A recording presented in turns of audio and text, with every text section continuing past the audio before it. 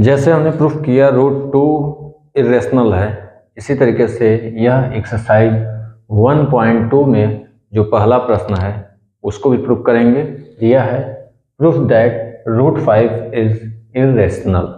यहाँ पर आपको इरेशनल प्रूफ करना है, चाहे रूट 2 हो आप वैसे ही करेंगे, रूट 3 हो उसको भी वैसे करेंगे और रूट 5 है उसको भी वैसे करेंगे। तो यह जैसे भी बढ़ता जाएगा, रूट 7 है या कुछ भी, प्रोसेस सेम ऐसे ही करते जाएंगे। तो आप इस प्रोसेस को अगर समझ गए होंगे तो थोड़ी भाषा लैंग्वेज अलग हो सकती है बस, बट मैथमेटिकल प्रोसेस जो है वो आप वैसे ही करिएगा। बाकी थोड़ा लैंग्वेज इधर उधर होता है, उससे कोई प्रॉब्लम नहीं होगी। तो करना क्या होता है, रूट 5 इरेशनल प्रूफ करना है। कंट्राडिक्शन से हम करेंगे, सपोज कर लेंगे रूट 5 रेशनल है, पहले इसको मान लेंगे कि मान लीजिए कि रूट 5 क्या है, रेशनल है। उसके बाद हम प्रूफ करेंगे, रेशनल को लेकर आगे बढ़ेंगे मैथमेटिकल कैलकुलेशन से। जब यहाँ लास्ट में हम आएंगे तो हमें यह मिलेगा कि हम रेशनल से तो चल रहे हैं, लेकिन रेशनल का जो यहाँ पर रूल होगा, जो फैक्ट होगा, उसको फॉलो नहीं करता है, कंट्राडिक्ट कर रहा है। इसलिए यहाँ से प्रूफ होता है कि जब यह उस रूल को फॉलो नहीं कर रहा है, उस फैक्ट को फॉलो नहीं कर रहा है, तो ये क्या हो जाएगा, इरेशनल। क्योंकि हमने रेशनल मान के सॉल्व किया और सही नहीं आया, तो इसका मतलब वो क्या हो जाएगा, इरेशनल। दो ही हो सकता है, या रेशनल या तो इरेशनल। अब चलते हैं, ऐसे इसको करेंगे सॉल्व। प्रूफ कैसे करेंगे, पहले सपोज करेंगे, क्या होगा, let us assume that root 5 क्या मानेंगे, रेशनल। Root 5 is rational. हमने इसको रेशनल मान लिया। अगर यह रेशनल है तो आपको पहले बताया जा चुका है कि रेशनल नंबर्स जो है p बाई क्यू के रूप में लिखे जा सकते हैं। कोई भी p और q क्या होता है, कोई भी इंटीजर हो सकता है। तो हम उसको भी यहाँ पर इंडिकेट करेंगे, लिखेंगे।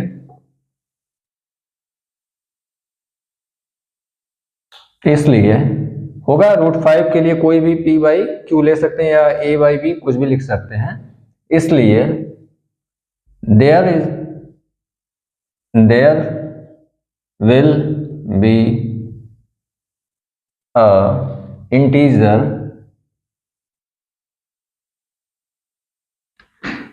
a and b कोई इंटीजर हो सकता है। there will be a integer a and b such that,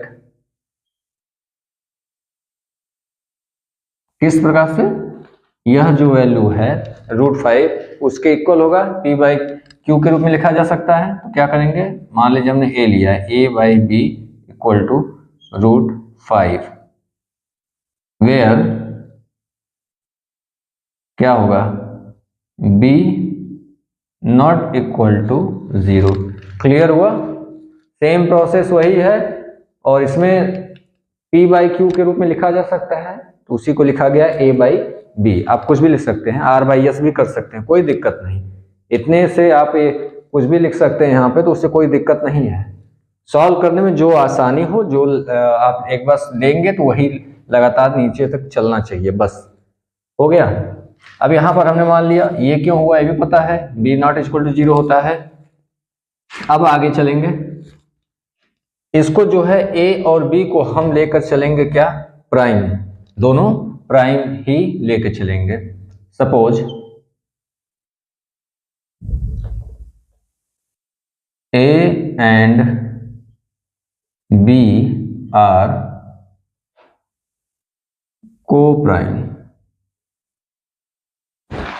को प्राइम हमने लिया इसको, a and b are coprime. तो यहाँ पर को प्राइम क्यों ले रहे हैं, सिंप्लीफाई करने के लिए, आसान रहेगा। हम इसको 7/3 इस तरीके से हमने बताया था कि हम ले रहे हैं को प्राइम, ये भी प्राइम रहेगा, ये भी प्राइम रहेगा। अगर प्राइम ना होकर यह कुछ और हो जाता इस तरीके से, या तो ये एक तरीके से पूरी तरह से सिंप्लीफाई फॉर्म है नहीं, क्योंकि यह कट रहा है और ये जो है सिंप्लीफाई रहेगा। तो हमने इसको इसीलिए यहाँ पर लिया कि a एंड b आर को प्राइम। सिंप्लीफाई करने के लिए क्या हो जाएगा, a and b are coprime. तो को प्राइम है, इसका मतलब इनका कॉमन फैक्टर क्या होगा, केवल 1 होगा। ये भी बताया जा चुका है। अगर 7 और 3 है, इसमें क्या कॉमन हो सकता है? केवल 1 ही हो सकता है। 7 को हम 7 इंटू 1 लिख सकते हैं, इसको जो है 3 इंटू 1 लिख सकते हैं। कॉमन दोनों में क्या मिलेगा? HCF जो होगा केवल और केवल 1 ही होगा, इसीलिए यहाँ पर आपको उसको लिखेंगे। सेम प्रोसेस पिछले क्वेश्चन का ही रहेगा, तो क्या लिखेंगे इसको? This implies that A and B has a common factor 1, केवल 1 ही इसका एक कॉमन फैक्टर होगा। A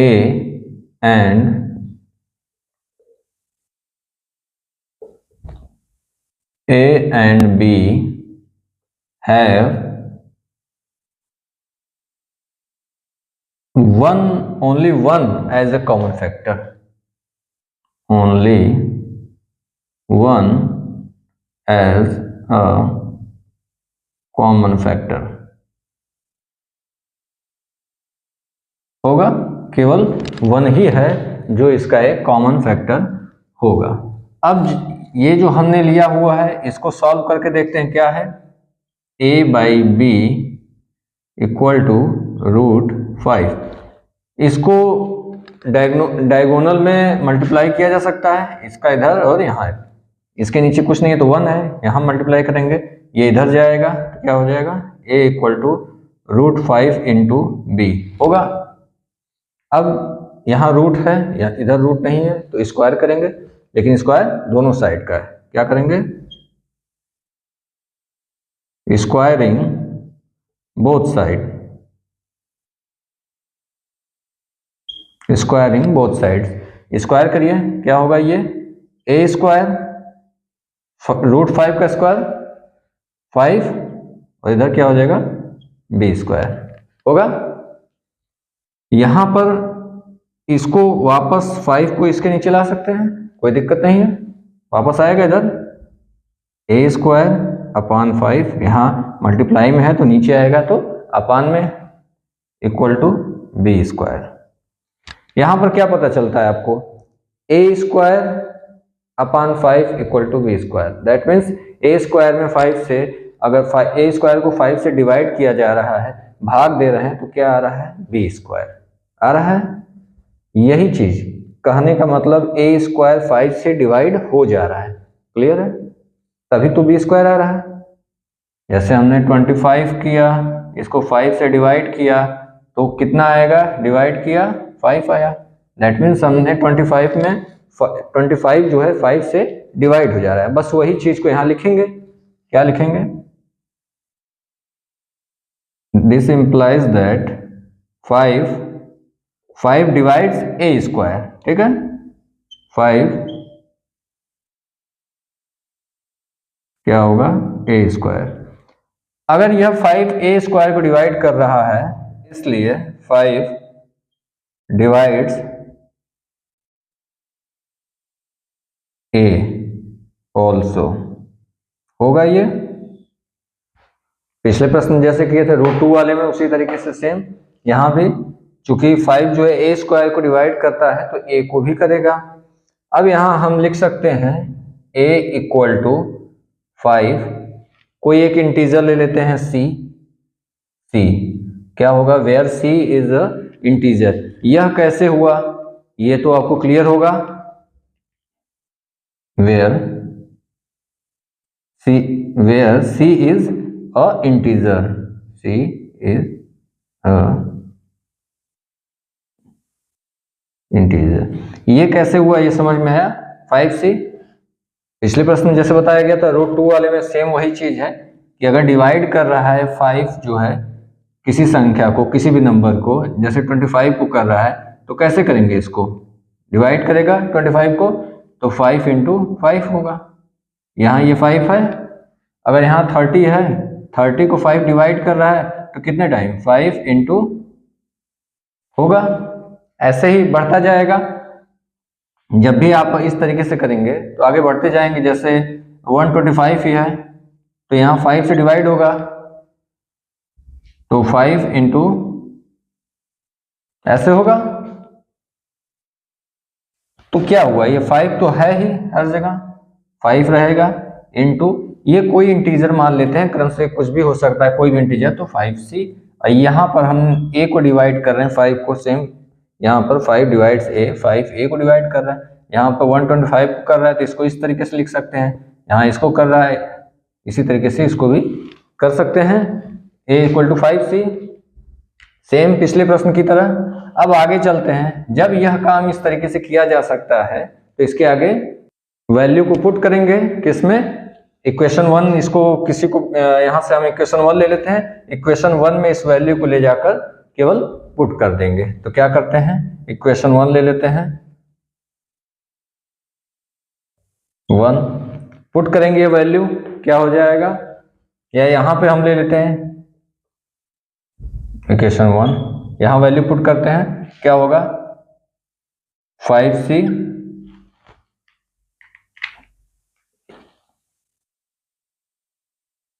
इसको लिख देते हैं पूरा प्रोसेस से, पुटिंग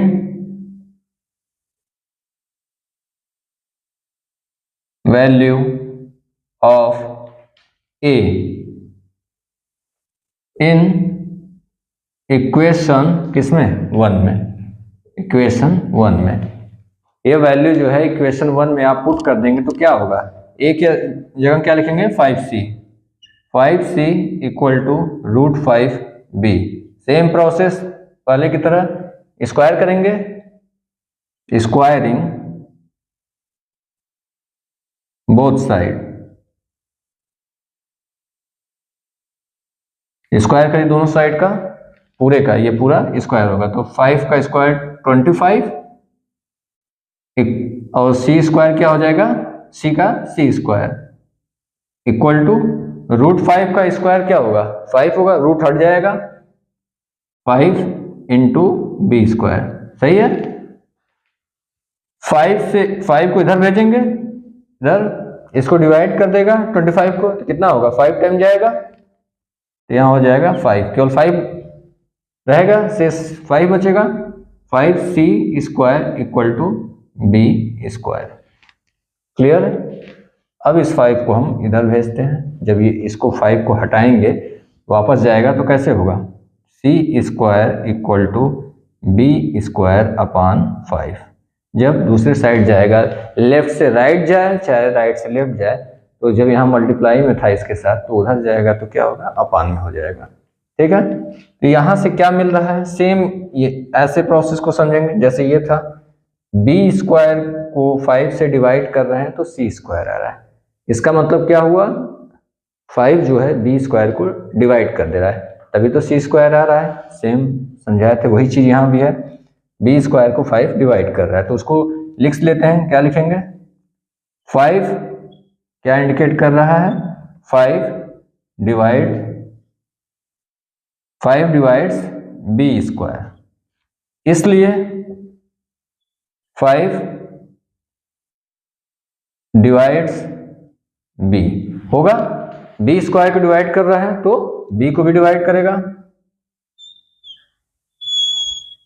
यहां से क्या मिला हमको, यहां और यहां से क्या मिलता है, मिला यह है कि 5 डिवाइड्स a, 5 डिवाइड्स b, 5 जो है a को भी डिवाइड कर रहा है, 5 b को डिवाइड कर रहा है, दैट मीन्स 5 जो है a का भी फैक्टर है, 5 जो है b का भी फैक्टर है, मतलब दोनों का एक कॉमन फैक्टर हमको मिल गया, क्या हो गया 5, जबकि हम यहाँ किए थे a और b अब को प्राइम है, को प्राइम मतलब दोनों ही प्राइम है, सह प्राइम है, यहाँ पर जब को प्राइम है तो कॉमन जो फैक्टर मिलेगा वो केवल 1 मिलना चाहिए, कंपोजिट नंबर में फैक्टर जो है 1 से ज़्यादा हो सकता था, लेकिन यहाँ पर कॉमन फैक्टर केवल 1 मिलना चाहिए, तब यहाँ पर क्या मिल रहा है 5, 1 के अदर देन 5 मिल गया, एक अलग मिल गया 5, इसका मतलब हमने जो ये फैक्ट लिया था, कॉमन फैक्टर 1 लिया था, को प्राइम लिया था, ये सब कुछ गलत साबित हो गया, चले हम यहाँ से थे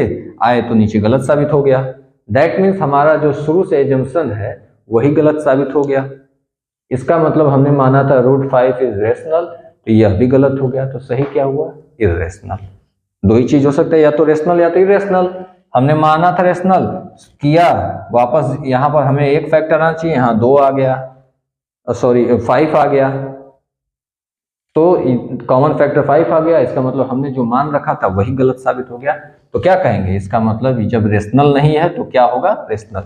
बस इसको अपने लैंग्वेज में लिख देना है। और लैंग्वेज में लिखते समय यह नहीं कि आप रटा रटाया कोई लैंग्वेज में लिखें तो ही सही होगा, आप अपने से जो है लिख सकते हैं। समझ गए अगर तो अपने से लैंग्वेज में लिख देंगे। तो क्या होगा, देयरफॉर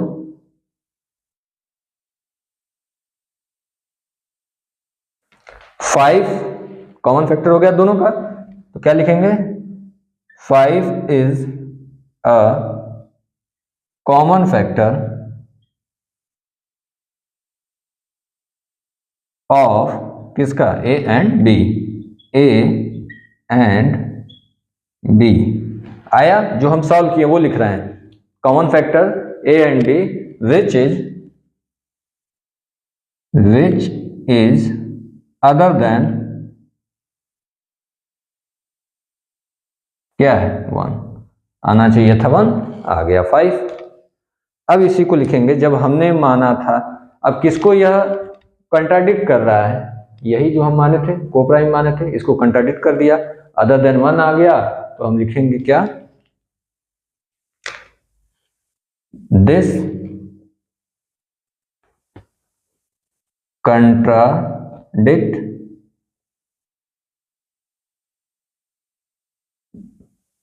the fact that क्या चीज, जो A and B are coprime, इसको A and B are coprime है, इसको कंट्राडिक्ट कर दिया, जो हमने एजम्पशन लिया था उसी को जो है, जो फैक्ट था उसी को कंट्राडिक्ट कर दिया। दैट मीन्स हमारा जो एजम्पशन था यह रॉन्ग हुआ।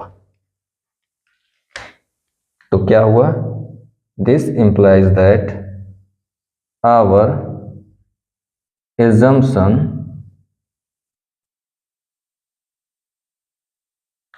क्या एजम्पशन था, √5 is rational. Our assumption is wrong, our assumption is wrong that क्या माने थे, √5 is rational।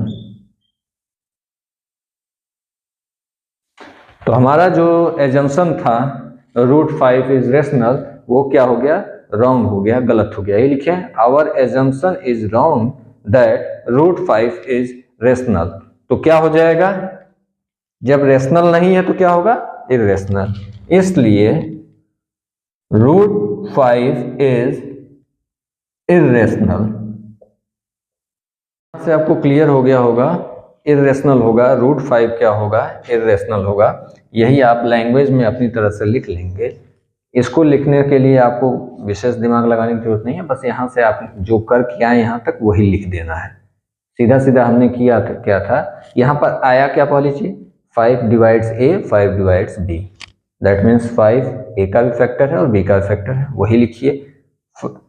5 जो आया हुआ उसको लिखिए। देयर यहाँ पे जो हमने सॉल्व किया उससे क्या आया, therefore 5 is a factor of a and b both, दोनों का जो है कॉमन फैक्टर है, या लिख दीजिए 5 is the common factor of a and B which is other than 1, जो हमने 1 आना चाहिए था जो कि अलग है इससे, 1 आना चाहिए लेकिन 5 आया। उसके बाद this contradict the fact that a and b are coprime. तो हमारा जो फैक्ट था वो क्या था, a and b are coprime, तो कोप्राइम नहीं आया। Our assumption is wrong that √5 is rational. तो हमारा जो एजम्पशन जो यहाँ पर था वही रॉन्ग साबित हो गया।